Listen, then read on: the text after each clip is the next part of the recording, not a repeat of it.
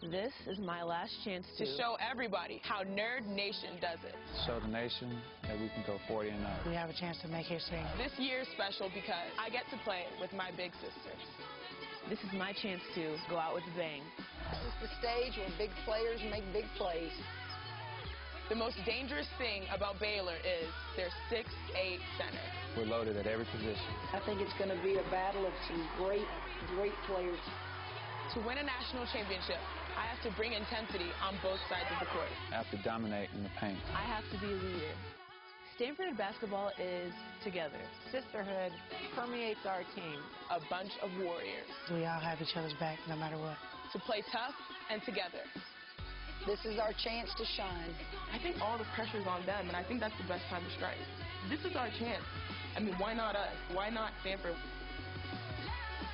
Our team motto is unfinished business. Our team motto is whatever it takes. Whatever it takes. Our team motto is unfinished business. Unfinished business. Whatever it takes.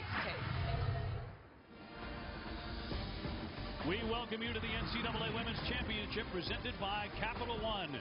And from Denver, Colorado tonight, it's our second national semifinal, a matchup of the #1 ranked team in America, the 38-0 Baylor Lady Bears, and the #2 ranked team, the Stanford Cardinal, who lost just once all season long. Here's Brittany Griner dunking in warm-ups tonight and taking on a fellow All-American, Nneka Ogwumike. Game #1 went to Notre Dame in overtime, a thriller over Connecticut, 83-75. So we know half of our national championship matchup on Tuesday night. Welcome back to Denver, everybody. Great pleasure to be with you. I'm Dave O'Brien. My partner is the great Doris Burke. We'll also have Holly Rowe and Rebecca Lobo joining us in just a moment. Well, Baylor's trying to do something, Doris, that has never been done in the history of men's or women's basketball. A team winning a national championship going 40-0, but they can climb that mountain. The question all season in women's college basketball simply has been, can anyone beat Baylor? They are 4-0 against the top 10, all outside of the Big 12. They have handled gracefully the pressure of being undefeated. Brittany Griner is the most dominant force in women's college basketball.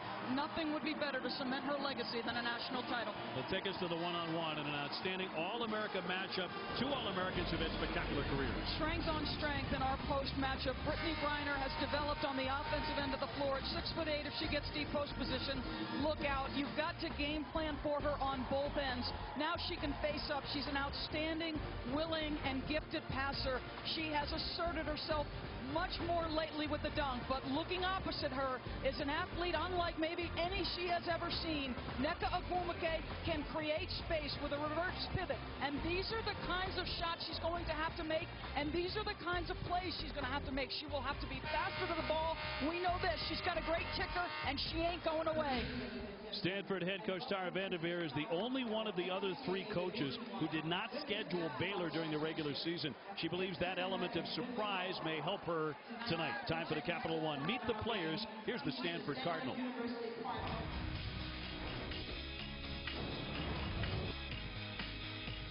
Nneka Ogwumike, number 30, senior, and I can do a backflip. Amber Ranch, number 33, freshman, and I am the daughter of a former Olympian. Toni Kokenis, number 31, sophomore, and I'm in the Stanford band. Shanae Ogwumike, lucky number 13, sophomore, and I have two fish named Ren and Stimpy, but unfortunately, Stimpy just passed away. Jocelyn Tinkle, number 44, junior, born in Stockholm, Sweden, and lived in Spain for 8 years.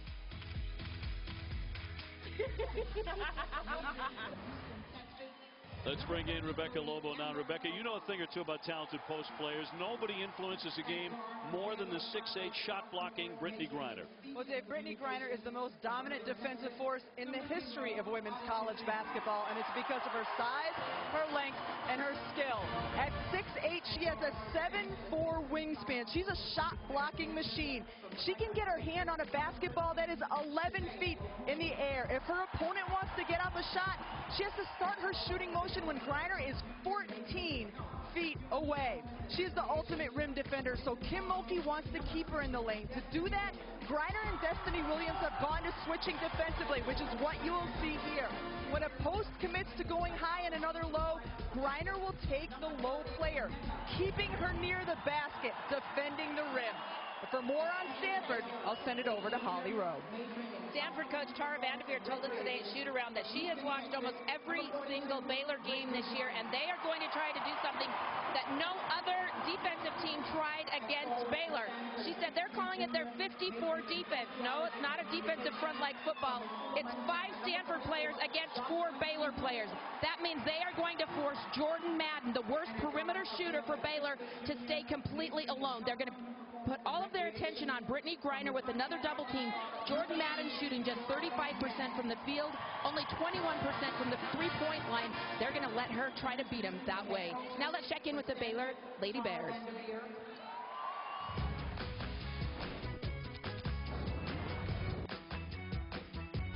Brittany Griner, number 42, junior. Love the longboard, and I'm addicted to phone cases. Odyssey Sims, number 0, sophomore. I love sneakers. Jordan Madden, number 3, junior. I love to sleep and love to drink soda. Whoa, baby. Nene Hayden, number 1, junior, and I like to sleep. Destiny Williams, number 10, junior. Love video games and puppies. And Baylor's head coach Kim Mulkey just selected as the AP Coach of the Year. She is battling Bell's palsy. She has Baylor poised to make history. She won a national championship as a player and a gold medal as well. So it is certainly in her DNA to win and to dress. We are set for game 2. Game 1 was a dandy going to overtime. Notre Dame is in the final for the 2nd consecutive season. Tonight's officials, an outstanding crew.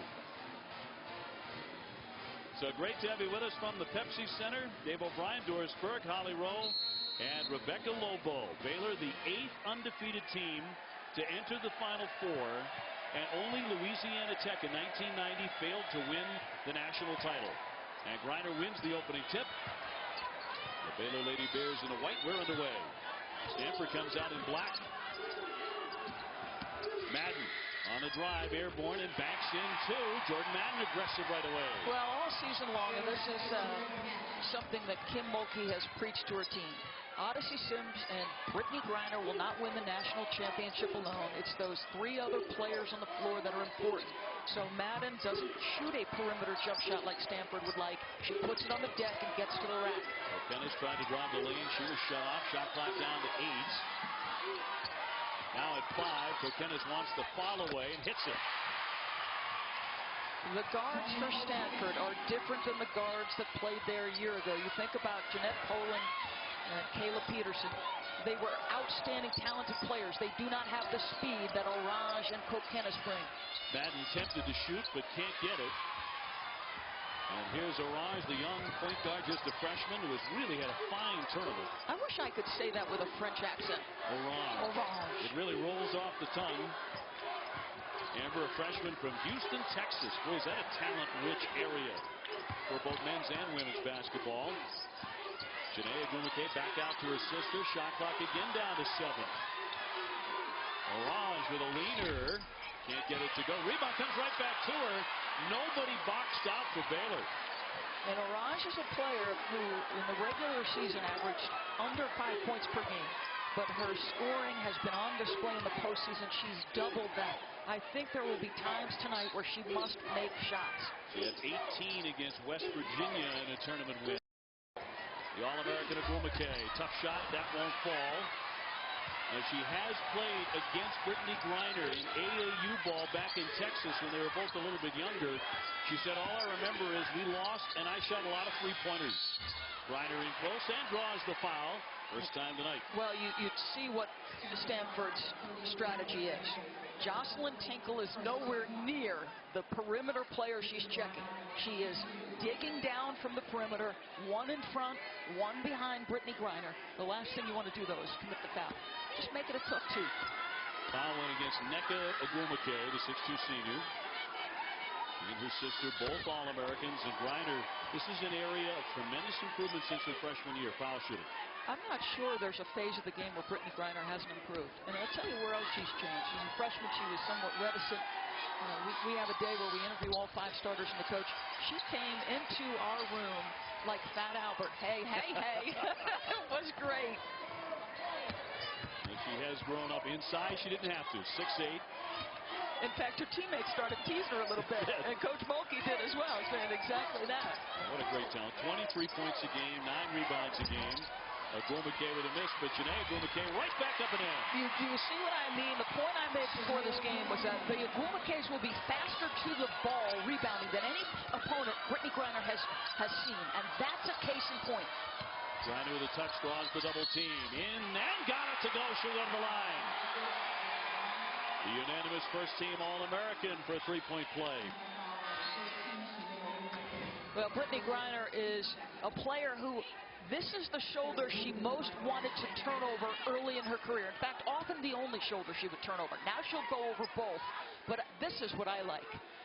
There's a willingness to dominate now. There's an increasing comfort level in who she is as a player and a person. It's been an absolute pleasure for us to watch. Janae Agumake with the foul. Brittany was a 68% foul shooter as a freshman. She's up to 80% as a junior.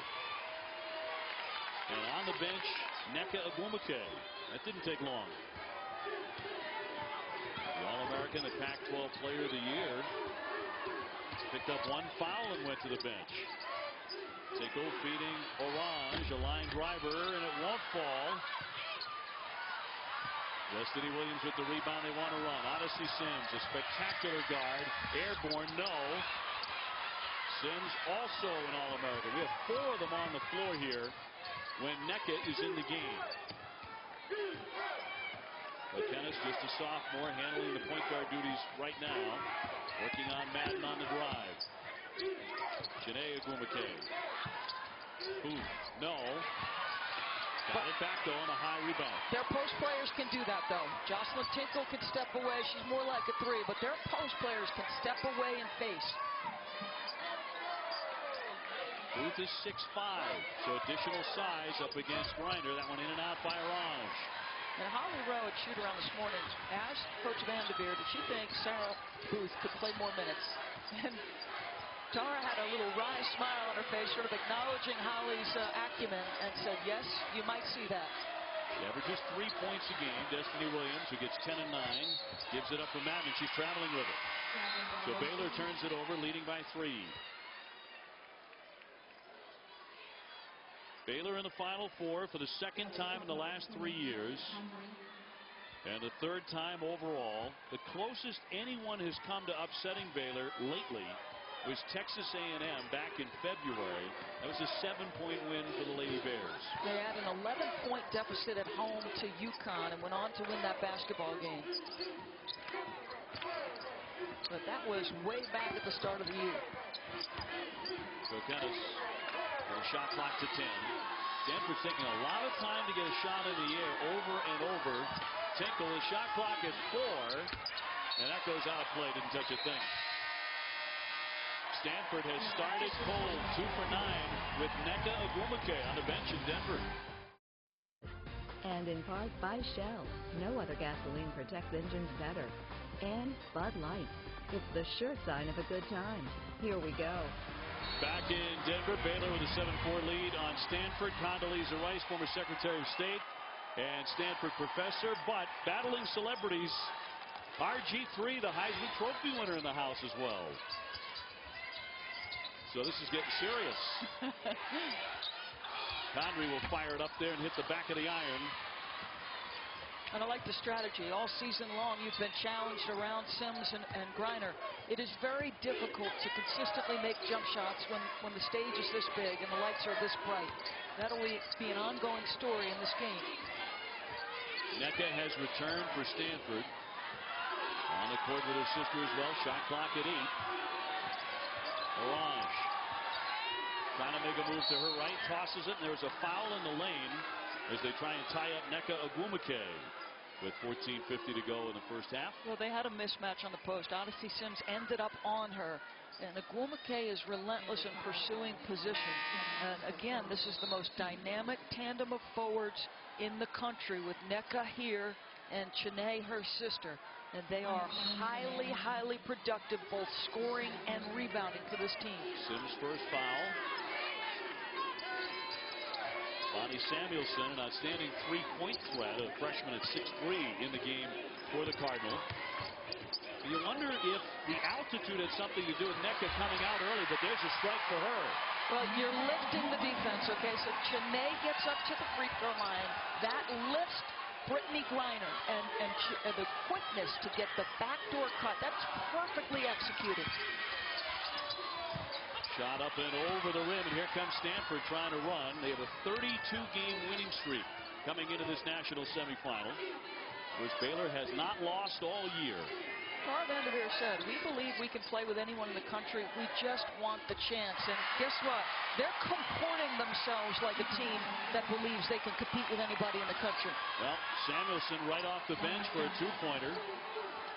Condoleezza Rice, how about a little reaction there? Here's Condrey, and that one catches a lot of iron and drops through for a three. You play your percentages there, though, right? You're going to just keep giving those players those kinds of shots. Well, she's played in all 4 tournament games, but only about 15 minutes a game. They don't expect a lot of scoring from Condrey. Samuelson, no this time. Griner with the rebound. Now, there have been a total of 14 undefeated champions in NCAA history. Of course, UConn's done it 4 times. 3 times going 39-0. The Tennessee women did it in '98. 4 times UCLA, the men, going undefeated for a national title. That's what Baylor's trying to do, trying to go to 40-0 and win it all. That kind of play will help. And Nene Hayden, I think, is the best third scoring option to me. Good patience. She had big threes to start the regional final game. Kokenis lines it up, all net on a triple for Tony Kokenis. A bit confident in their execution. Tara said that. She said, you know, I watched teams be able to execute against against Baylor, and they've done that. Griner on the high post, an excellent passer. Condrey open again, front rimmed it. She's cold. They're letting her shoot it, and it's paying off for Stanford. They're trying to jump into the lead. You missed game 1. Notre Dame beat Connecticut in overtime. Nneka Ogwumike off target. And a rare quick shot for Stanford. They've been playing pretty deep into the shot clock. Maybe forcing Baylor to spend a lot of time play defense at this altitude and wear them down. Condrey again and again misses. Now sometimes you have to say as a player, there's a reason I'm open, and why not keep working the shot? Make the next pass, Condrey. Just because you're open doesn't mean you should shoot it. Ogwumike. Sister on a high post. Nneka will shoot it. Griner went up for the rebound and tapped it. They're going to have to make some of those, and that's something that's been on display in Nneka's game very late in her career, the ability to make the long-distance shot. Boy, a lot of quick shots by the Lady Bears here. And they're not falling. Orange. That won't drop. Griner bats away the rebound and controls it. Brittany Griner has taken 1 shot. Everybody in the white jerseys better start paying attention to the most dominant force in women's college. Then when they deliver the ball, stop shooting at her teammates. It's not your time, it's Brittany Griner time. The AP Player of the Year. Just because these players are open doesn't mean you shoot it. Sims on the drive. Blocked from behind by Chene Ogwumike. Knocked it out of play. It'll be Baylor ball when we come back. And we'll see if Griner gets more touches when we come back. Welcome back to Denver. Coach, you took Nneka Ogwumike out early. Was that due to that first foul? That's a quick foul, which I didn't see, but, you know, just to give her a quick blow. How do you like the comportment of your team so far? I think people are taking a little too quick shots, but they're playing very confidently. Thanks, Coach. Thanks. Well, a couple of quick shots their last couple of possessions. Stanford hasn't turned it over in 9 minutes. So they're doing very well in that category. I love their game plan. They are giving the players around Brittany Griner so much space. And they're basically saying, go ahead and beat me in a national semifinal to get to a national championship game. That will play with your mind as a player, okay? Now look at this. Ogwumike has already taken 5 shots. The AP National Player of the Year has taken 1. Her teammates have taken 11. Can I please introduce you, Jordan Madden, Taryn Condrey, and Odyssey Sims, number 42. I mean, in this tournament, she's averaging 24 points a game. She shoots 61%. When you deliver the ball, you either foul her or she gets a basket. So Odyssey Sims to get it in quickly. Here's Madden to lift. And another misfire. The rebound by Pope, so they'll get a new shot clock. A lot of big bodies. Booth has got 5 fouls, the big body to bang. Look at all the action around Brittany Griner. Well, Griner has swatted away. Stanford with the stuff. And trying to grab the lead. They have 2 early blocks. Amazingly enough, none yet for Griner, but the expectations are so high. You expect her to have 3 by now, which is completely out of line. Rock off the bench. Boy, she's had a very difficult time shooting it. Just 25% from 3, and she's lost the starting spot. Another quick shot there. I think she lost the starting spot because they needed Amber Orange to develop, and they needed her athleticism and speed. I thought it was the right decision in January to change it. Sims jacks it up, no. And again, Griner doesn't touch it. We played 10 minutes and she's taken 1 shot. That's a problem.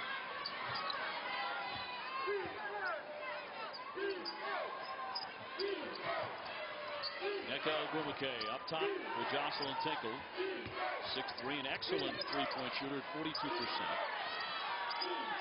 Booth with a bounce. Shot clock at 4. So again, they're whittling it down. Kokenis barely nicking the iron.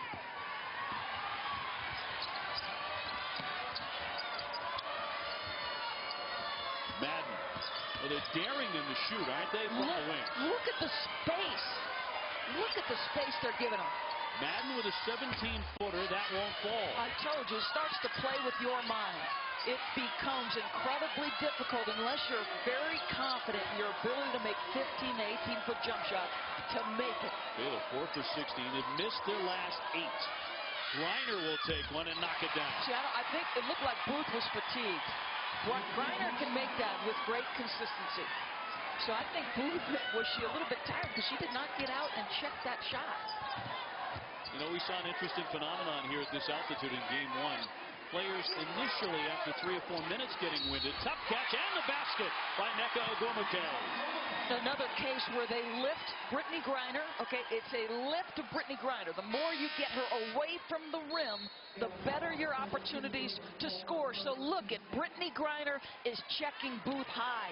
Ogwumike says, okay, I'm going to take you because I'm one of the best athletes in the country, and I'm going to negate the shot blocking abilities of Brittany Griner. Pope with the foul. Ogwumike for a 3-point play does that. I'm not saying it's a phenomenon that players would get winded. Obviously, they do at this altitude. Sure. But once they come out of the game in return, they seem to have their wind again and are able to play for a long. There's an adjustment period. Agreed. There's no question, and it can be just a momentary breather, Dave, that gets you back to where you need to be.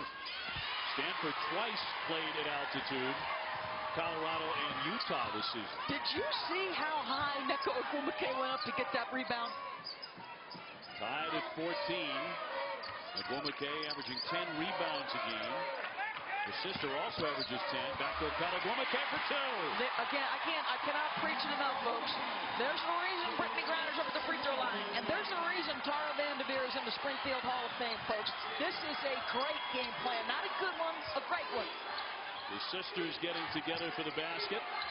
Both of them making the All-America team, the Associated Press team. It's never been done by sisters before. And taken away by Chiney Ogwumike. So Stanford with the lead. They have forged in front by 2. And the theft by Hayden. Jumped out in front, Nene Hayden with 2. Yeah, that's a great play. And listen, this is an outstanding Baylor field goal percentage defense team. She's upset with that.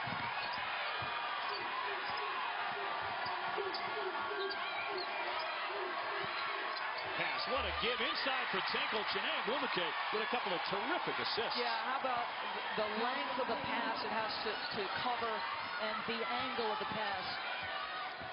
Very quietly, I said it on Selection Monday, very quietly lurking on the West Coast was a team that hadn't lost since November. Spent an entire season building their confidence. They're daring Baylor to beat them outside. This time inside, Williams can't connect. And it is working for the Stanford Cardinal. They lead by 2 in our second national semifinal. Notre Dame defeating Connecticut in game 1 in overtime tonight. UConn had an opportunity to get a shot off in the closing seconds of regulation, but Tiffany Hayes gave up the ball, and then the clock expired. Yes, surprising that she didn't try to put it on the rim to give 2 shots. Shot clock under duress here. Down to 2. Kokenis got it in the air. Rebound comes out high. That's twice now, where Baylor's just beaten to the basketball. Tinkle launches an air ball. So Baylor with it, a quick moving first half. Look at the three-point shooting for Stanford. Only 1 make. Baylor just 1 for 3.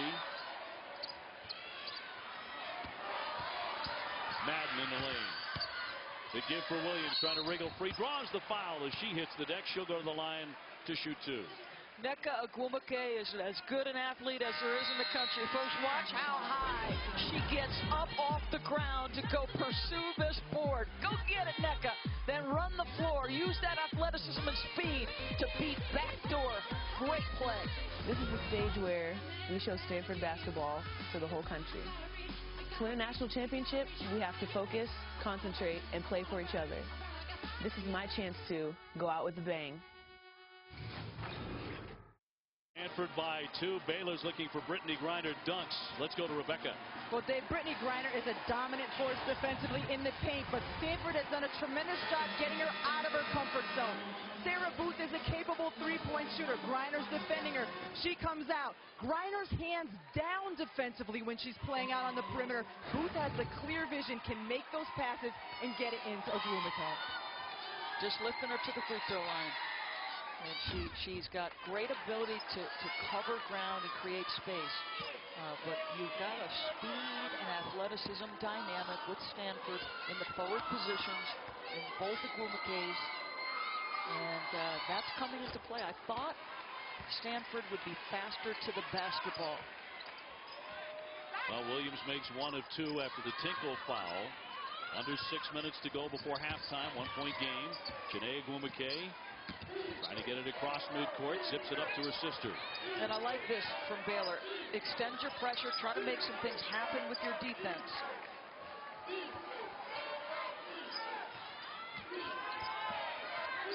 Backdoor cut. How about this play? Kokenis up and in for 2. Nneka Ogwumike with the assist. All the backside help, not just Brittany Griner, but that's a play where everybody on the offensive end is above the free throw line. There is no help.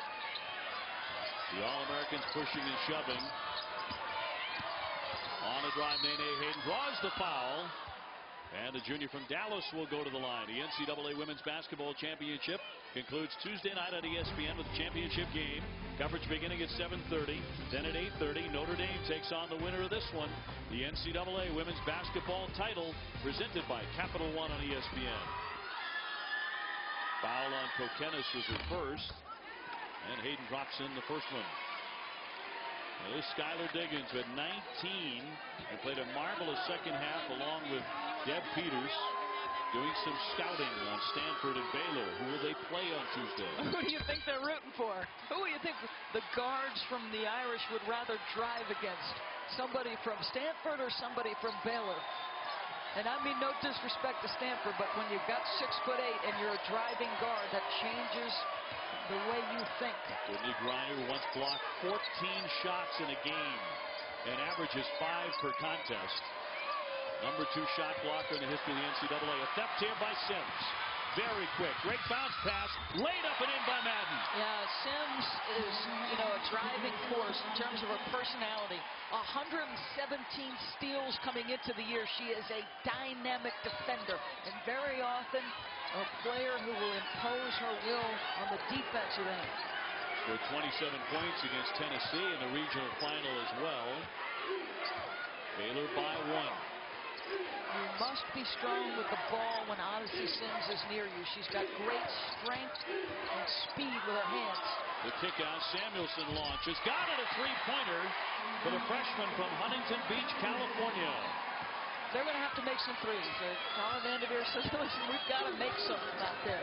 And Samuelson is one of their best shooters. She needs space. You clearly can see because of her release point how long it takes her. They've got to give her room and rhythm. She's made more than any Cardinal. Launching Madden on the other side. No. And the rebound tipped. It'll stay on this end. Off of Ogwumike. Off of Chiney. So Stanford leads by 2 down the stretch of the first half of the national semifinal. Got these wristbands, and everybody wears them in practice everywhere we go. Last year, we didn't take care of our business, so this year's motto was unfinished business. We haven't accomplished anything yet. Yeah, people say that we're undefeated, and can they finish? Well, we must finish now to reach the ultimate goal. Their ultimate goal is 40-0. No one has ever done that. They've beaten up on ranked opponents. They've beaten up on everybody. They've held a double-digit lead at some point against 35 of 38 opponents. Let's go to Holly. Well, Kim Mulkey in that last huddle is thinking about that unfinished business. She is pleading with her team to play for some energy. She said, who is this team out here? Come on now, I need to get some energy. I need a team on the floor that's willing to show me some energy. Oddly enough, though, Brittany Griner hasn't scored since the 9-minute mark, but she's not worried about that. She's drawn up plays. She asked Odyssey Sims to put it on the floor and try to get involved in this game. Now she turns and fires and left it short. And commits a foul over the back. That's on Griner with 3:36 to go in the half. You're looking at a Stanford team that has been to now its 5th straight Final Four. But for Tara Vanderveer, they have come under the weight of expectation in each of those 5 years. They were a legit national title threat. Nobody came here thinking that Stanford could win a national title. They are basically playing with house money. Even Tara Vanderveer told us at practice today, listen, I didn't know what to expect. I certainly didn't think losing Kayla Peterson and Jeanette Poland that we'd be where we are. Orange line drives that one, but tipped out, I believe, by Madden of Baylor. And indeed, it'll be Stanford ball. 26th season for Tara Vanderveer. And Stanford into their 11th Final Four. Samuelson gets it in. The difficulty on the exchange, it'll go the other way. They turn it over. Hey, tomorrow night, Kentucky and Kansas will square off in the NCAA Men's Basketball National Championship game. Coverage on CBS begins at 9 o'clock Eastern Time. But 2 Titans. 2 big-time Titans. It's just been so much fun to watch Anthony Davis play basketball. Well, he's a special player, the player of the year. We have Brittany Griner in our game, player of the year as well. But here's a nice touch, feathery touch by Destiny Williams. And that ties the game at 23. Williams, a junior. Big-time screen. Chiney Ogwumike can do some things for you, and her sister goes up high for the pass here. They've been successful with the screen and roll, something that's new to their arsenal because of a change in personnel. Kokenis bounces. Ogwumike sails that one over. Nneka Ogwumike battling for the rebound, and it'll go the other way. Those are opportunities that Nneka rarely misses. She is so fast to the basketball, an explosive leaper, as good an athlete as you'll find in the definitive #1 pick in the upcoming WNBA draft. And she's had a brilliant tournament, her last NCAA tournament, scoring 28, 39, 29 in 3 of the games. They leave Madden open again, and once more they can't cash in. Griner up there for the rebound. No on the follow. Mulkey wanted a foul in the worst way on her sideline. Tied at 23, under 2 before halftime. Notre Dame has played their way into their 2nd consecutive national championship game. They knocked off UConn in overtime in game 1. Kokenis trying to penetrate. The dish, Orange outside. Stolen away by Sims with the quick hands. She'll go 1-on-2, splits the defenders, and lays it in. We wondered, we thought this would be an incredible matchup. Orange versus Sims.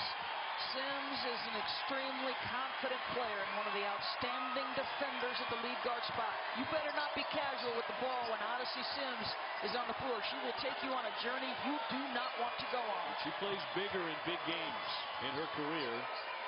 Chiney Ogwumike off to Kokenis. The feed tipped away. Out off Baylor with 1:01 left before halftime. See, as dominant as Brittany Griner is, I think this team, and I'll use the terminology of young people, they get their swag, Baylor. They get their swag from Odyssey Sims. Timeout. Baylor up by 2, and Sims has gotten them there.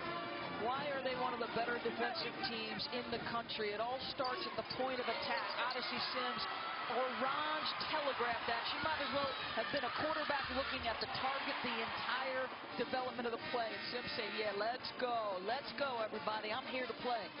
Odyssey Sims, against the 11 ranked opponents that Baylor has played, is averaging 21 points a game. Of course, they have a great Heisman winner in the crowd tonight to cheer them on. And coming up on the Home Depot halftime report with Trey Cara and the coach, Muffin McGraw, will be live on the set to talk about Notre Dame's terrific win in overtime against the Huskies, and we'll break down the first half. That's still to come on the Home Depot halftime report. Stanford ball, and over the top into the backboard here for Bonnie Samuelson. Shot clock here, you got to go. Down to 3, still behind. Ogwumike will launch a long 3, and the rebound coming out into the bench, and back over it goes with 49.2 seconds to go.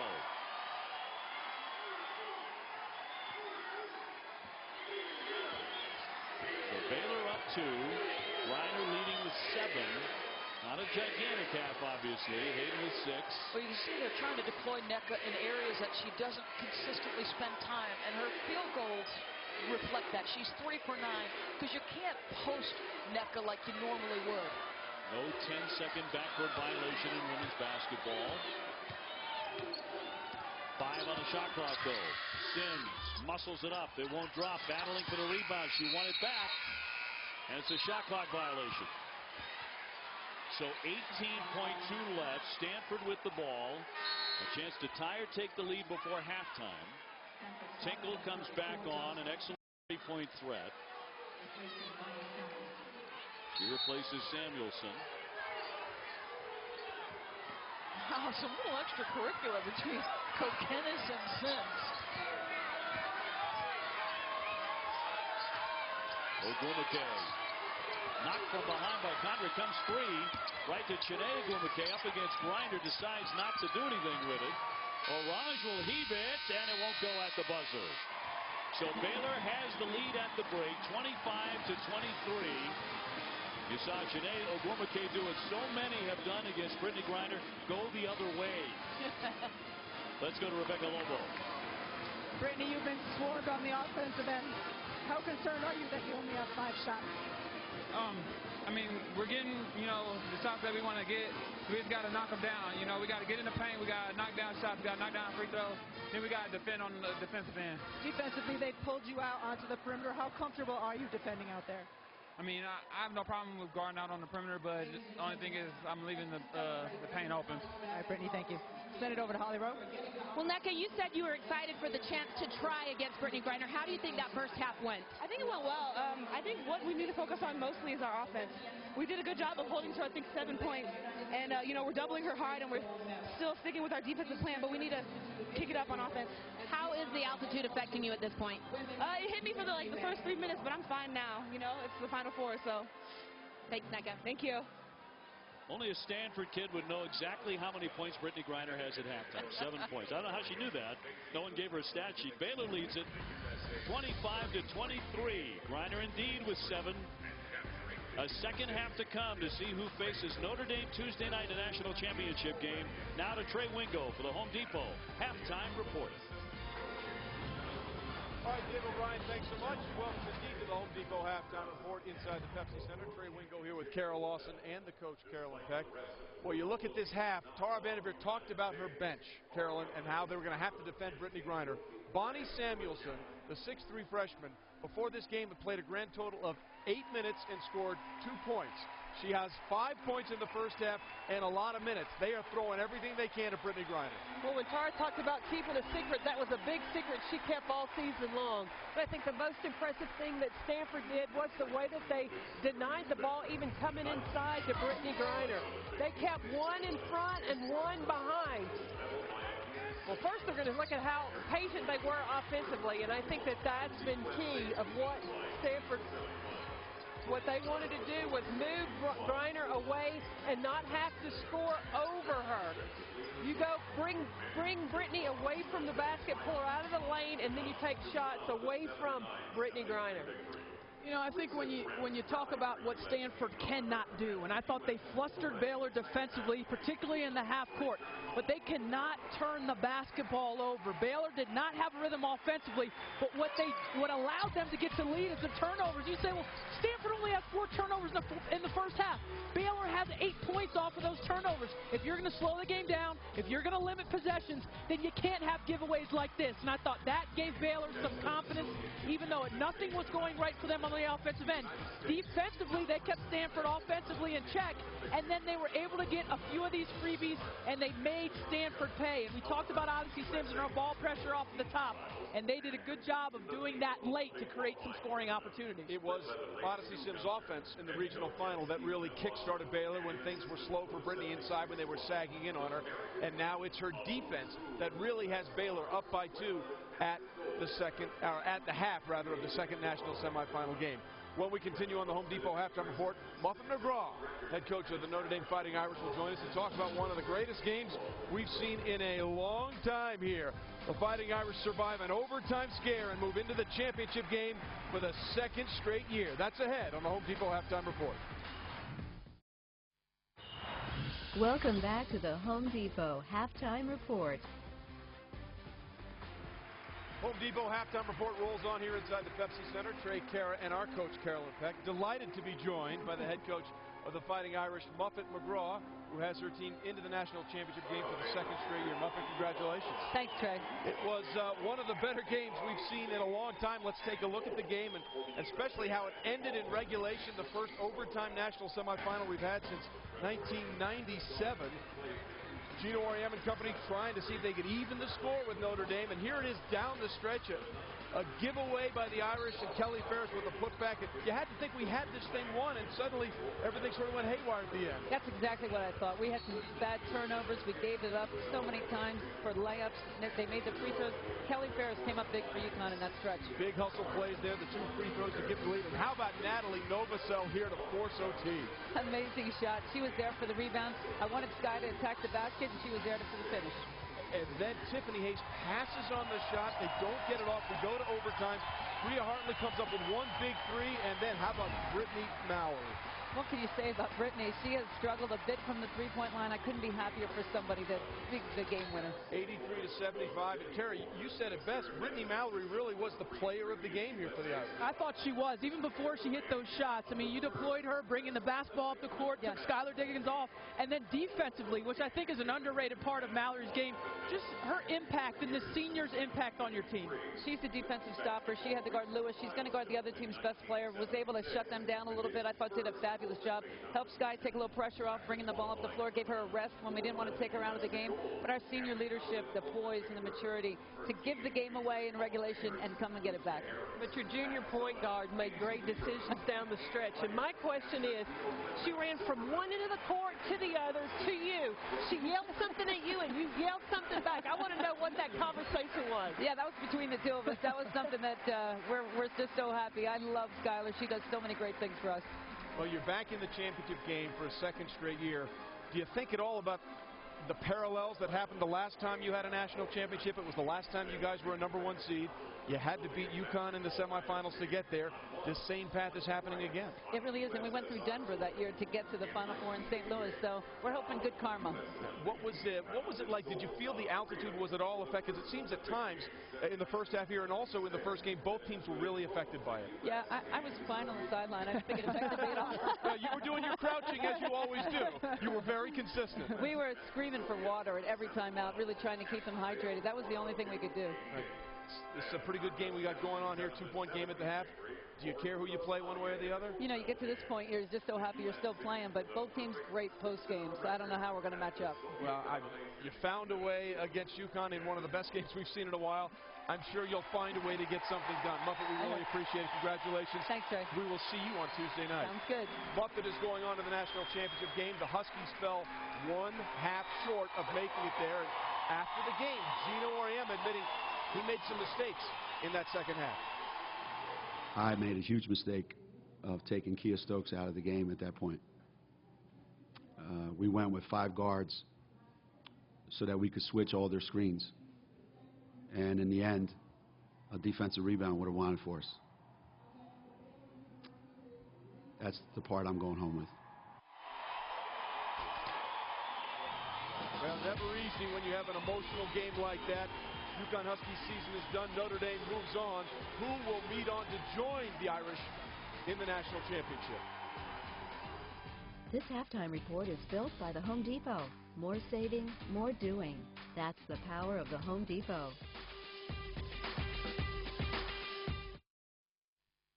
This halftime report is built by the Home Depot. More saving, more doing. That's the power of the Home Depot. Well, at halftime here at the Pepsi Center, they honored former U.S. Olympic basketball coaches Gino Auriemma, this year's head coach, and obviously there is Pat Summitt from Tennessee, a former Olympic head coach. Pat, of course, dealing with everything that goes on with her early onset dementia, and there you see Gino and Mel Fortner and all the coaches that have been Olympic coaches. Now, Brittany Griner, not a member of the U.S. Olympic team yet, but there is one spot left on that roster. Will Brittany Griner get it? Will Brittany Griner and the Baylor Lady Bears move on to the national championship game? They have a 2-point lead over the Stanford Cardinal at the break. Second half coming up. Enjoy it.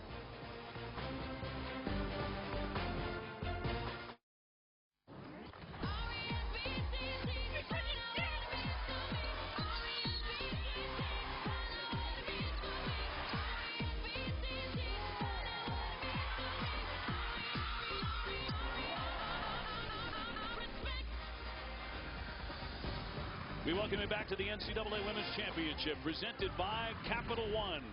Nightfall here in Denver, but we're ready for the second half. At the break, Baylor leads 25-23 over Stanford. Doris Burke and Dave O'Brien with it.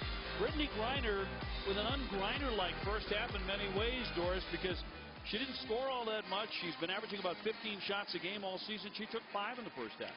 And the game plan on the offensive end for Stanford took her away from her strengths, which is her shot blocking ability. At 6'8", she covers great ground with her athleticism and mobility, but they lift her on the defensive end, and that allows no backdoor help. It takes the shot blocking ability right out of the way. And Chiney Agwumike connecting with her sister Nneka. What a job Chiney did passing the basketball. Yeah, she had 4 assists. Griner was 7 points, but averaging 24. Agwumike with 7 points, her tournament average at 28. The other oddity, Griner did not block a shot in the first half. This is a player who had 199 of them during the season. This is almost as much about approach and toughness and energy right now for Baylor as it is anything else. And if you're Brittany Griner and you're being forced to guard on the perimeter, wow, how about that? Oh, Agwumike went right at her. How about that? There's the athleticism and speed. You know, even if she's checking from the perimeter, it doesn't mean you stop defending because you're not changing the game with block shots. Too many times her hand has been down. So tied at 25 in the opening seconds of half number 2. As we look for the second entrance in the national championship game. Madden in close, can't connect, rebound by Agwumike. The real test here for Baylor is what have they devised on the offensive end, either to get better shots for Brittany Griner and more touches certainly, or to at least make the players around her more comfortable in the opportunities they're getting. I was fascinated, though, a little backdoor here for Kokenis. And here's Tinkle launching a 3. That's up and over the top of the backboard. Then in one of Holly Rowe's reports, she indicated that Kim Mulkey was saying, you know, it's not that big a deal that she's not swinging, at least not yet. Well, and one of our colleagues, Brenda Van Langen, who's in charge of Illustrations, is the Big 12 announcer, and she had about 8 Baylor games. And she said there are times where you've got to remind the teammates around Brittany that number 42 is on your team. She plays with you, and you better get her a touch. Again, they're daring Baylor to shoot from outside. Griner is short, no foul there, nothing on the elbow. So Stanford trying to take the lead. The Cardinal has lost just once all season long. That was early in the season in November on the road against Connecticut. Now she's a little bit hesitant, Nneka Agwumike from 3. So drive it on Griner, who commits the foul. That'll be number 2 on Brittany. as we toss it to Holly. Well, I checked in with both coaches at the half. Kim Mulkey of Baylor said, of course, she's concerned Brittany Griner had 2 field goals, but she said she's getting double, triple teamed. She said they're leaving other players open, but they're taking too quick of shots. We've got to continue to reverse the ball, make Stanford's defense move and work. Then Tara Vanderveer said, hey, I think our 54 defense looks pretty darn good right now. Madden of Baylor is just 2 for 8, the player that they've been leaving open. She said the problem, we've got to do a better job on offense. It's definitely different playing against a player like Griner, but we've had some ideas at halftime. We're going to make a few adjustments, and Nneka Ogwumike is doing just that. Well, that's the interesting thing. Now you see Ogwumike trying to elude her with her driving ability. They were moving her to spots on the floor away on the perimeter, and though she's capable, that's not her comfort zone. That's not her bread and butter. Condrey drops one in, and she's been the #1 dare for Stanford tonight, but finally hits one. Tied at 27. Shanae Ogwumike on a high post. She loves that bounce pass, but there's a whistle on a foul. It's going to be a hole. It's going to be on Destiny Williams. And Nneka Ogwumike has got a ticker that will not stop. She will not go away, and she's going to work relentlessly for post positioning. That's why you commit that foul. And she's battled a bruised knee throughout the tournament, although she's had a superb season. So Williams with the foul, 17:46 to go. And Bonnie Samuelson, the freshman, trying to get it in. So Kennis on the drive. Ogwumike swooping in. No. Williams with the rebound. That's a significant change, right? I mean, we've seen now Nneka Ogwumike use her driving ability, try to get right at Brittany Griner or right by her. Griner, an entry pass. That's a little bit more like the Baylor attack we're used to seeing. She just couldn't convert. Well, sometimes, right, when you don't touch it a lot, and then you do get a touch, you're so anxious to produce. It maybe you move a little bit faster, you shoot a little bit faster. Ogwumike up against Griner with a nifty bank shot. 4 straight times. There's the adjustment. That's what Tara was talking about to Holly Rowe. We've come up with some things on the offensive end. Well, Nneka Ogwumike is attacking with her driving ability.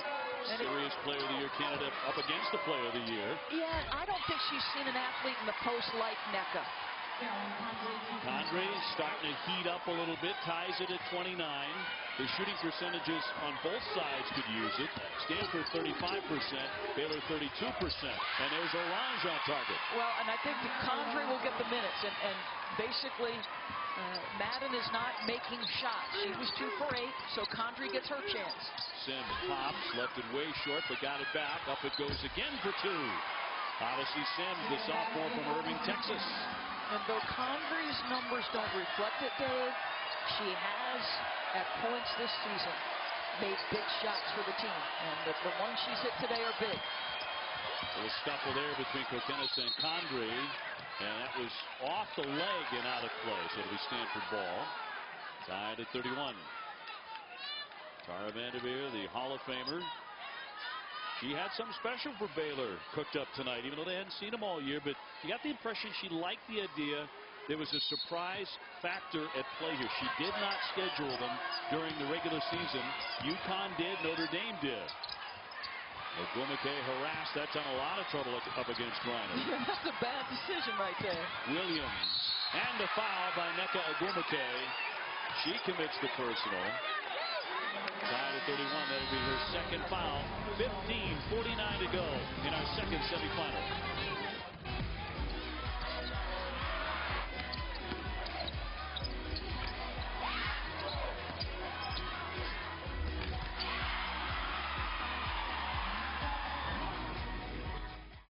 Stanford tied at 31 in our second national semifinal. Let's go to Rebecca. Well, guys, Stanford has done a terrific job of involving Brittany Griner in the screen and roll, the other way to get her away from the basket. And they get Nneka Ogwumike involved. When you set the screen, Brittany Griner has to help on the ball handler. When they do, taking it right to the basket to the other side of the rim. Nneka Ogwumike came into the second half with only 1 foul. That means offensively she can play with reckless abandon. She can take it at the basket. Brittany Griner went into halftime with Kim Mulkey making adjustments. with her having to defend on the perimeter now, she has to get down low in this stance again and be ready for the offensive drive.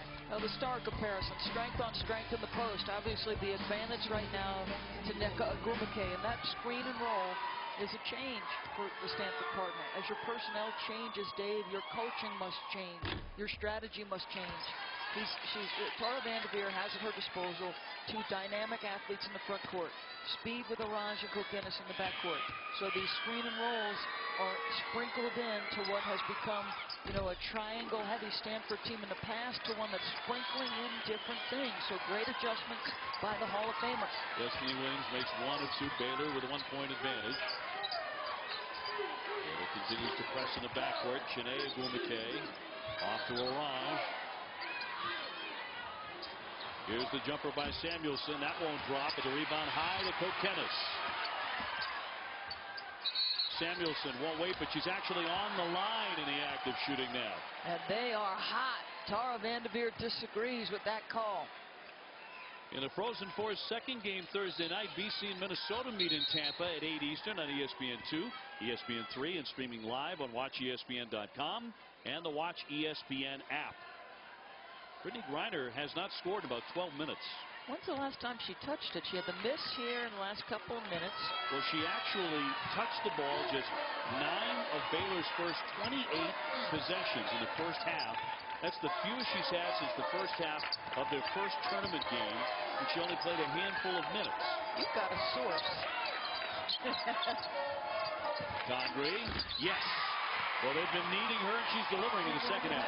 Absolutely, and Madden's been on the bench because she struggled shooting it. And Condrey, it's so interesting. What a quiet kid by demeanor. But again, over the course of the season and her career, there have been moments where she has made big shots.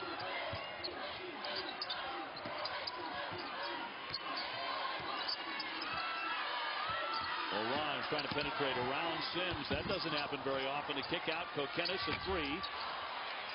Baylor comes away, and you feel a little momentum starting to swing now to the Lady Bears. Hayden lines it up. Barely nicked the iron. Too quick, terrible shot. I mean, you don't manage a national semifinal that way. Oh, it opens up. Kokenis, they're going to wave it off. No basket. Oh, they're going to get an illegal screen? Yes, that's the call. There's no doubt in Lisa Mattingly's mind about the call. So no basket. That's on Chiney Ogwumike, her second foul.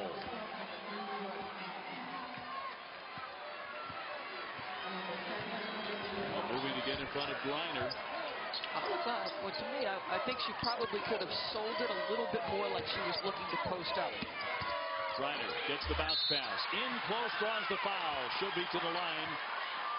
Her last basket, by the way, came at 9:09 of the first half. And yet Baylor leads by 3, and she's at the line.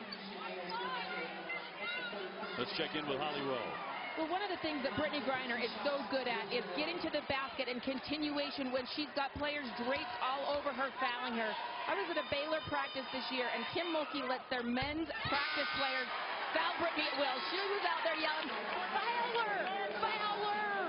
She wants Brittney to absorb all the contact she can during practice so that it doesn't faze her during games. And Brittney said, "Hey, I'm used to it. It doesn't bother me anymore." Well, she has great patience because this young woman takes an absolute pounding on a night-by-night basis. And the patience she has shown is extraordinary. That, by the way, was foul number 3 on Chiney Ogwumike. So she goes to the bench with 14 minutes left in the game. Kokenis appeared to shove off, but no foul there. Sims really sold it, but no one by him. Ogwumike with a tough drive and draws the foul. Did they get Griner again? Indeed they did. Number 3 on Brittney Griner. She went for the block. She picks up the personal. And Kim Mulkey, they got to push her back. They have warned her. The officials have warned Mulkey to back up. Well, Brittney Griner is looking at her right wrist. I think there's blood on her right wrist. So if the officials catch this here, they're going to have to stop play. I wouldn't be surprised if there's a whistle here. Yeah, in fact, she's got to go because she's bleeding. So Griner to get some medical attention. Her dad, Raymond, in the crowd, keeping a close watch on his Unanimous first-team All-American. I can tell you, Mama disagreed with that call. Mom just looked at her and said, there's no way that was a foul on my daughter. Look at the body. This is probably where the officials call it. And good offensive players, to me, they like contact. They seek it. They pursue it, because when you're going to the rim, you're thinking, I don't want 2 points. I want 3. In and out on the second one by Nneka Ogwumike. Ogwumike, the #2 all-time scorer at Stanford. She's had a spectacular career, but will it continue beyond tonight?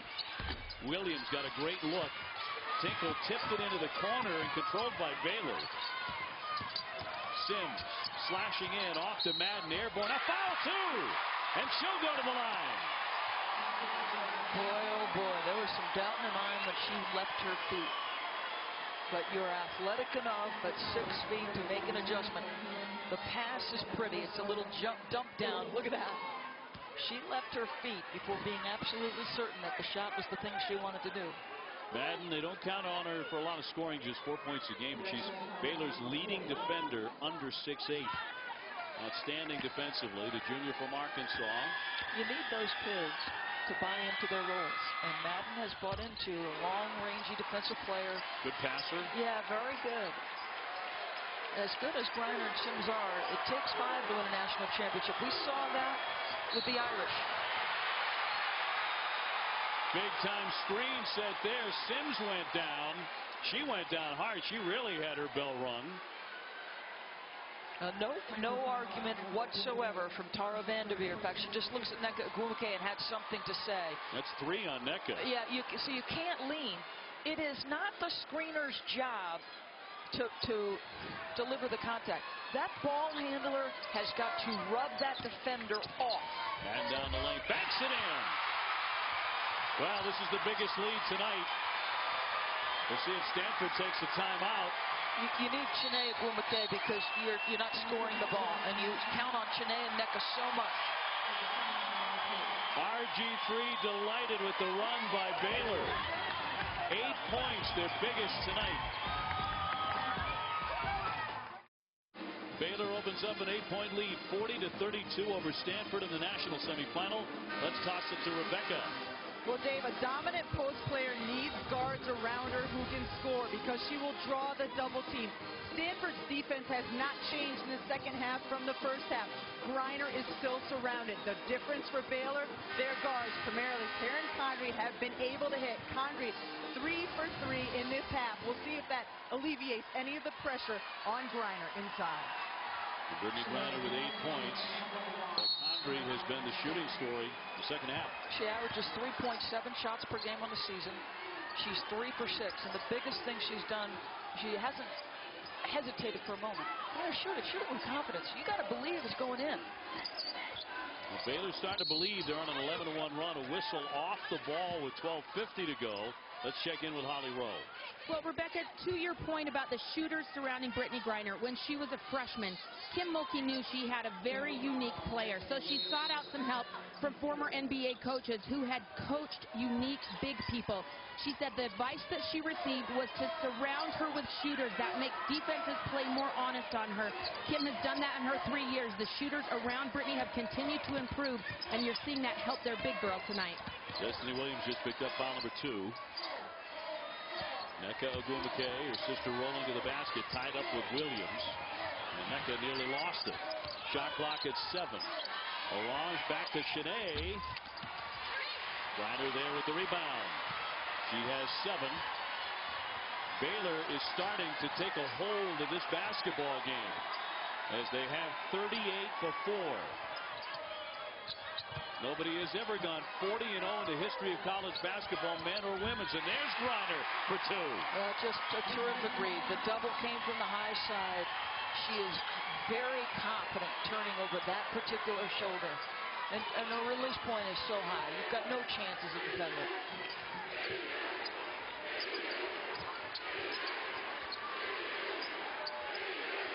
Nneka Ogwumike with a 3, and Ogwumike off target there, rebounded away by Williams. And another shot that won't fall for Stanford. Their shooting percentage is 32. Baylor not a whole lot better, but they have a 10-point lead. I think it feels to me like we've seen moments in each of these games where these kids have been tired. By Chiney Ogwumike. She'll beat everybody to the other end for 2. They needed that.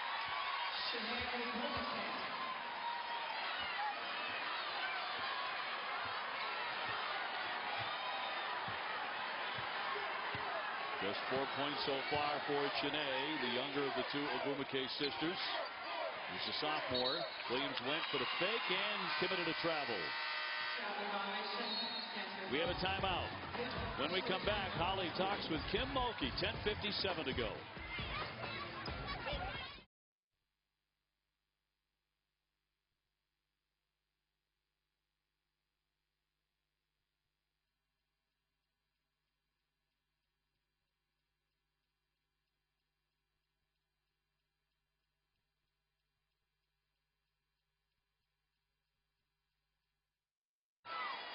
A player who is, along with NECA, your best rebounder, over 10 per game and 16 points per game. So this is a huge miss in their rebounding and scoring departments. Williams handing off for Odyssey Sims. She'll run the point now for Kim Mulkey. Condrey will lift another. Not this time. And a foul there with 9:12 to go. Samuelson trying to hold off her Baylor opponent, commits the personal. Yeah, good pursuit of the ball by Condrey. 17th foul, so it's 1-and-1 time with 9:12 left. It'll be Condrey to the line. The senior from Alabama. And a 66% foul shooter. And she drops in the first one. Give her 10 points. That's 6 over her season average. You know, you've got a senior here that's willing to say, okay, I'll come off the bench. I'll be the stopper off the bench. I'm going to do whatever it takes for our team to win. And not open her mouth in complaint that she's not in the starting lineup. Baylor fans will appreciate that. Baylor shooting for something special. Yes, the national championship. With a win tonight, they're 39-0. If they win the national championship then on Tuesday, and it'd have to be Notre Dame to do that. Notre Dame is already in after knocking off Connecticut in overtime. They would be the first team in the history of college basketball, men's or women's, to go 40-0. Orange able to handle the ball, but blocked by, guess who? Griner. Sims racing all the way through. Hayden stabs it. Back out for Condrey. 10-point lead for the Lady Bears. You give this team some credit. You're missing shots. You didn't play well. Baylor looks like they've got a great game plan. They never got shaken up. And this woman, big time. Condrey with another bucket. She has 13. Timeout. 8:21 to go. Baylor opens up a 12-point advantage over Stanford.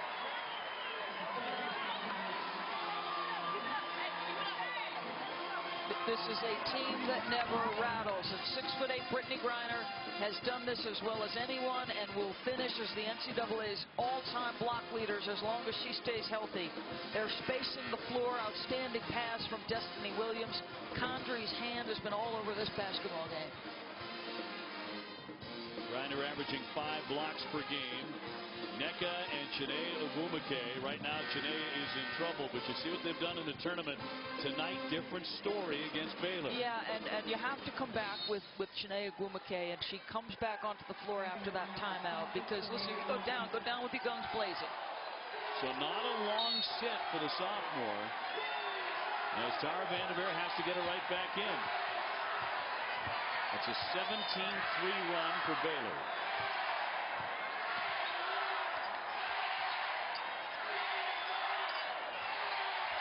NECA Ogwumike telling her sister to get down low.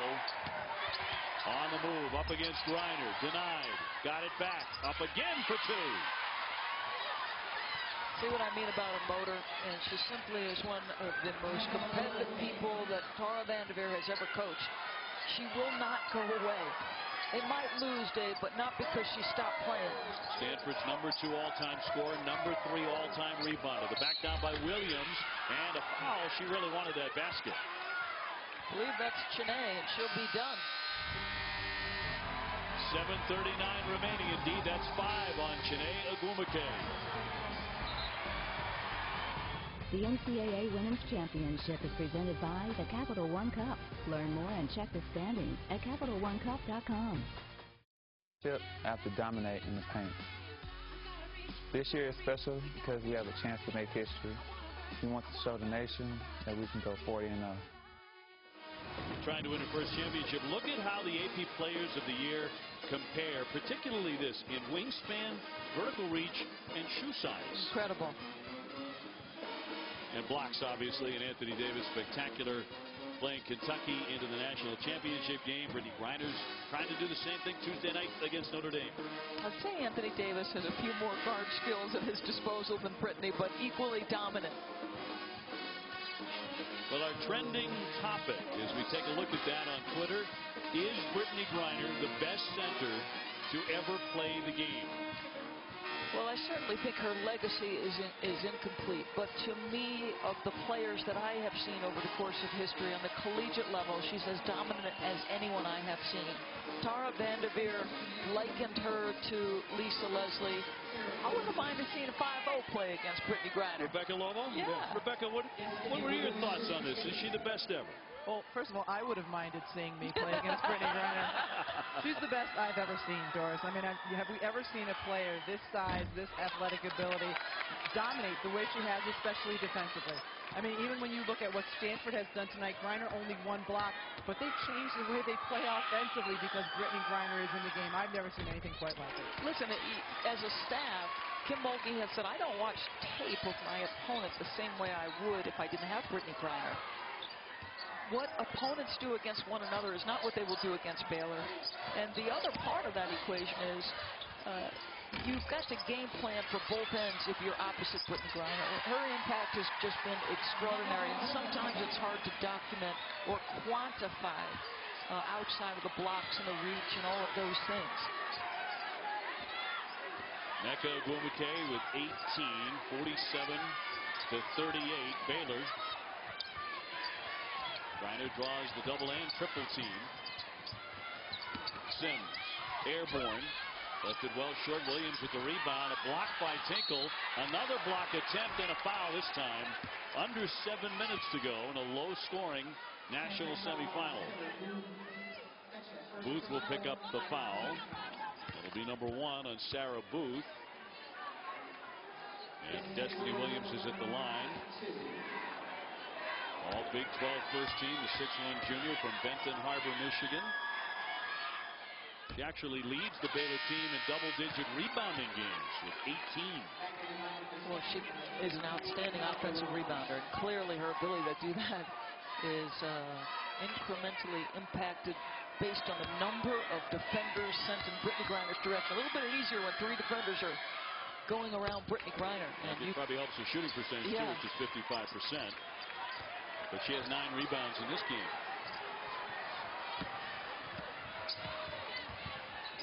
So a 10-point lead again for the Lady Bears.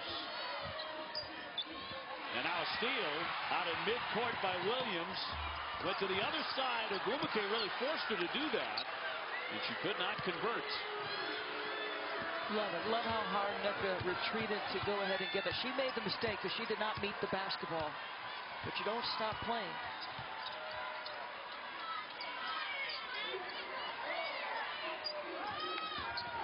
Here's Kokenis up and in for 2. Tony Kokenis, the sophomore out of Oak Brook, Illinois, really enjoying a solid tournament. This is a manageable deficit. If you're Baylor, you've got to continue to put points on the board. Don't waste possessions here. Story of the second half has been Taryn Connery. She has 10 points since the break. Booth really leaning on Griner, and that foul will go against Sarah Booth down low. Well, don't forget to tune in to ESPN Tuesday night, 7:30 Eastern, for our NCAA Women's Championship special, presented by Capital One, followed by The Game. For live stats and game recaps for all rounds of every championship, go to NCAA.com. So Griner will be at the line in this tournament, averaging 24 points, 9 rebounds, and 6 blocks a game. fouls in the first one. A much improved touch at the foul line since her freshman year. Jordan Madden returns now for Kim Mulkey. That'll put Condrey on the bench. And number 2 for Griner. Scuffle for the rebound, knocked out of play. It'll go the other way. And be Stanford ball here with 5:53 to go. Not sensing a lot of urgency out of Stanford. Down by 9. No, and you know, you'd love a 3 to go just to put a little more game pressure on Baylor. Make them think about it. Kokenis trying to penetrate. Oh, she saw Griner there, nearly traveled. Booth lets fly no. And a foul underneath as Orange got fouled with 5:39. And a shove from behind. And that'll go against Odyssey Sims, number 2. Orange, good foul shooter, a very quiet freshman. Chinea Gwumike says that her voice is like a dog whistle. We can hear it even if you can't. I like that. That's because they're tuned in. So they're listening for her, however soft her voice may be. Condrey coming back on for Madden. Well, her season numbers, as I said, below 5. She's been terrific in the NCAA tournament, well above that. But not tonight against one of the premier perimeter defenders in the country, and Odyssey Sims. Well, you just said seconds ago that this is a winnable game for Stanford.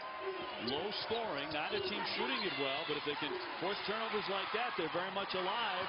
Kokenis wants to attack up against Hayden, can't convert, and Griner came back down to pluck away the rebound. Big miss for Stanford. You know, they're missing shots tonight that I think they normally make. Nneka a couple, Toni Kokenis a couple, that's for sure. Baylor wants a timeout. Kim Mulkey takes one with 5:11 to go. 32nd timeout.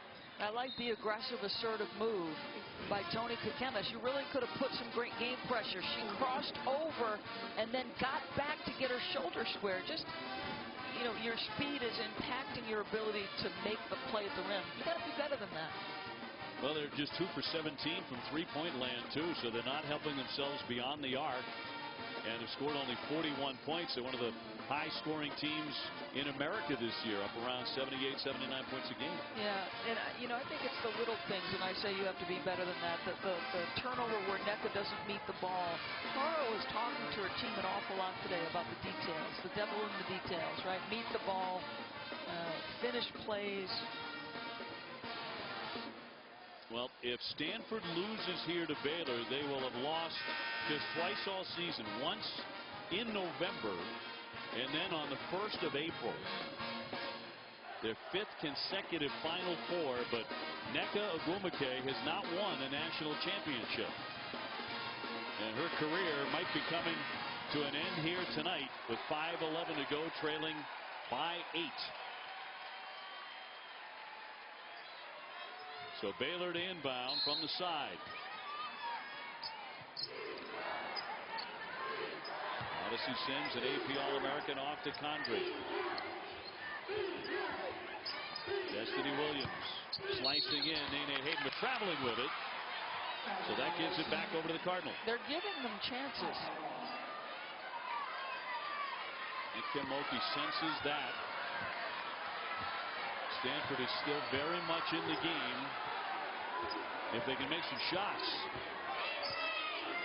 Orange just can't get by Sims. I mean, she, as good an athlete as Amber Orange is, and no matter how much, but she cannot get by Odyssey Sims. Kokenis.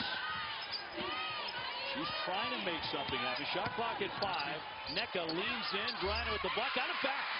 And tucked in 2. 6-point game. That's Tara Vanderveer exhorting her team.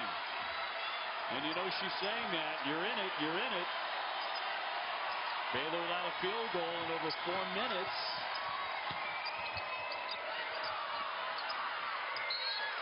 Wow. Foul on Ogwumike.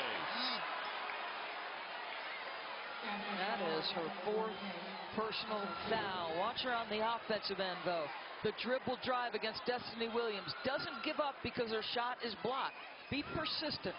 That second jump, this is where she is a difference maker. So it'll be Williams to the line with 4:11 left.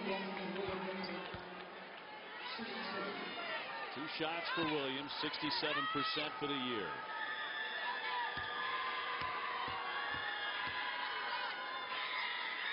So Chiney Agwumike has already fouled out. 4 on Nneka Agwumike. And little sis can only be a cheerleader the rest of the way.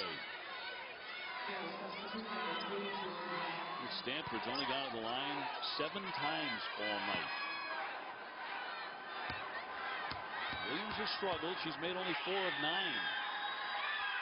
9. Got the roll there to make it a 7-point game. And they're extending pressure. I don't necessarily even think for steals. They're just trying to, they want the clock running, and they want them to be working with less time once they cross over.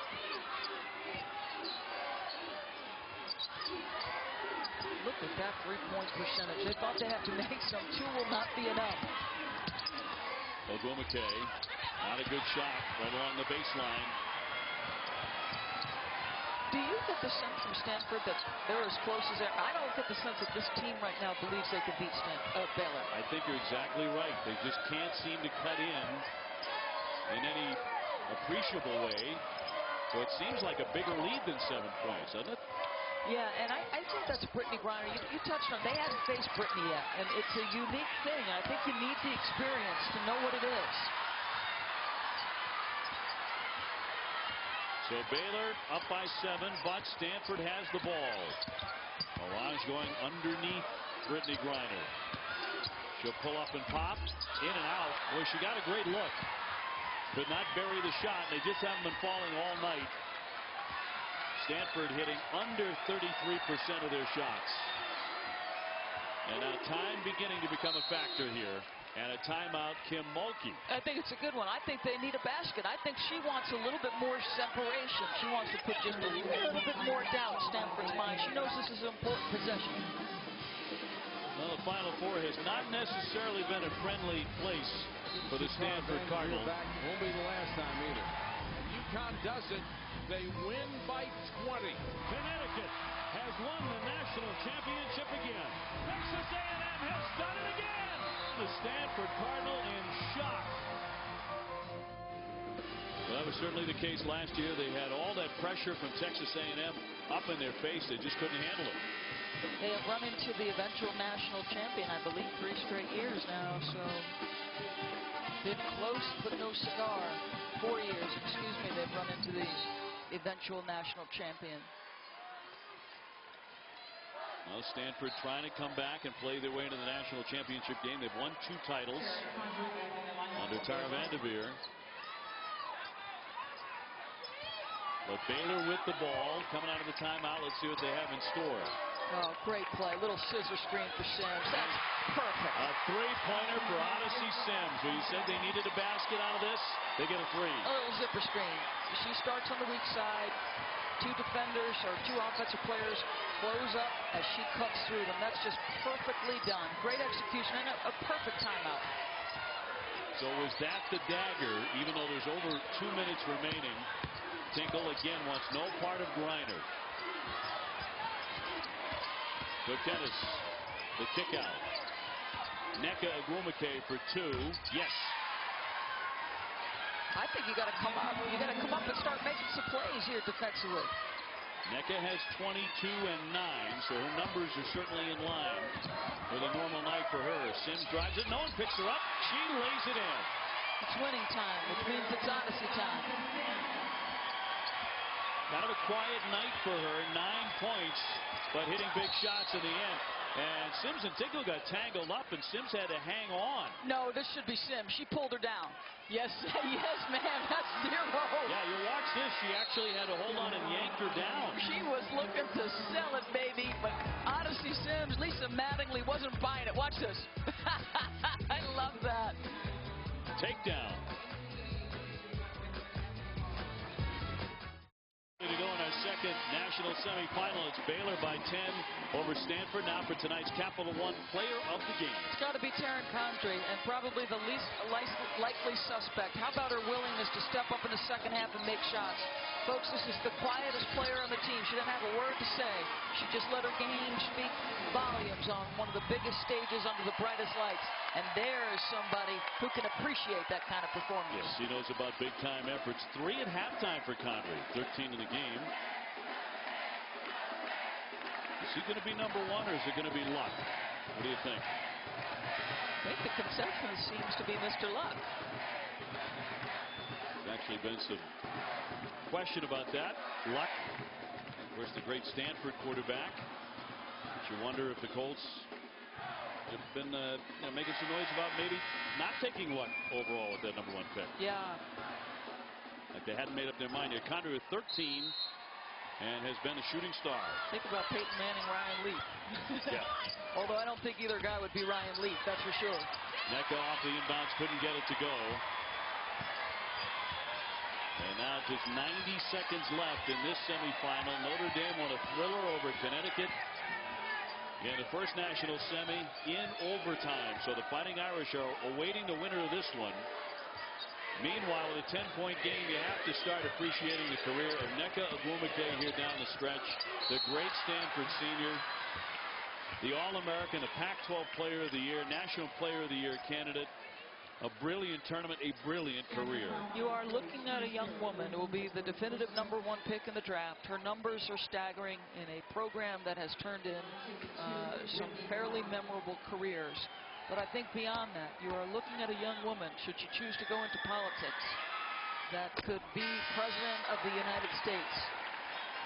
Stanford University was the perfect place for this young woman. Does that make Janae the VP? I would certainly pick her. She's vivacious enough, although Janae is probably more likely embrace the spotlight that politics brings.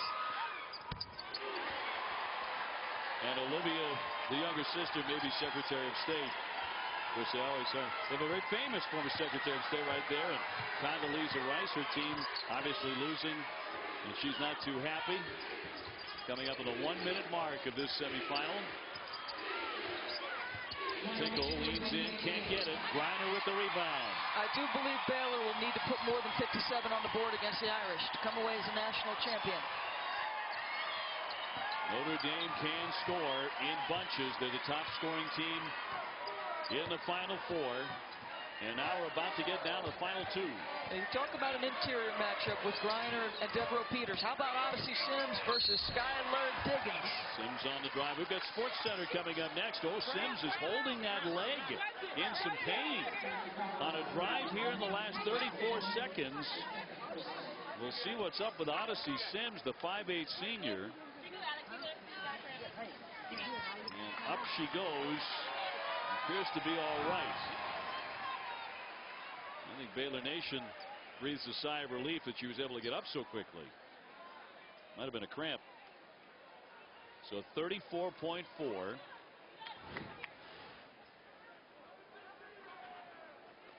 Sims, just a sophomore, putting up her own tremendous career at Baylor. An AP All-American this season. Timeout. So let's look ahead now with Baylor obviously heading to the national championship game to take on the Notre Dame Fighting Irish Tuesday night on ESPN. Well, this is a rematch from a game on November 20th, and you could see the difference in scoring in the first half versus the second half. And the reality is the Irish were able to get shots going back to that matchup. They missed some opportunities in that first half for shots they normally make, some threes. They would have put a little bit more game pressure on Baylor in that particular game. And think about this. Baylor has beaten 4 top 10 teams, but they beat the Irish and they beat Connecticut on their home floor. What does it mean? That game was very, very early. Yeah. I mean, real early in the season, Sure. in November. You don't write it off because obviously both sides learned something from it. Sure. But what does it really mean? Well, I mean, obviously you'll evaluate the tape, but you're right. I mean, the course of the season is absolutely so long. You'll take a look at some of the things that were effective, some that weren't. Maybe what you had success at executing, what defenses worked. Well, for the last time, Nneka Ogwumike is stepping off the floor for Stanford, and hugs from all of her teammates and her little sister. What a great, great career there on the West Coast for the Stanford Cardinal star. She comes up short in a bid for the national championship. She went to the Final Four every year that she was at Stanford. Quite an accomplishment. Watch how long this embrace is with her sister, Chene. I could cry here because Chene has made no secret of the fact that she has great admiration and respect for Nneka. Mom took them to play basketball together for the first time when they were, what, 11 or 12 years old, to get them out of the house and do something. Took them both. And she said Nneka really took to it immediately. Chene a couple of days later, but now they're both stars. But the brightest stars tonight are in Baylor colors, because the Lady Bears of Baylor remain undefeated, now 39-0, and they are on to the national championship Tuesday night against Notre Dame.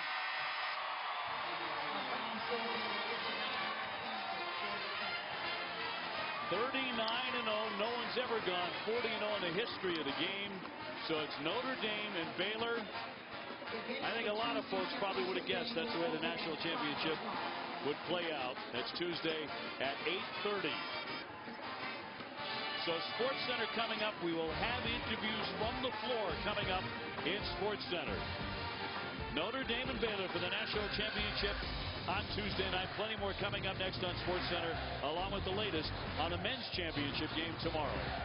So we say goodnight from Denver, Colorado. And right now it's time for Sports Center.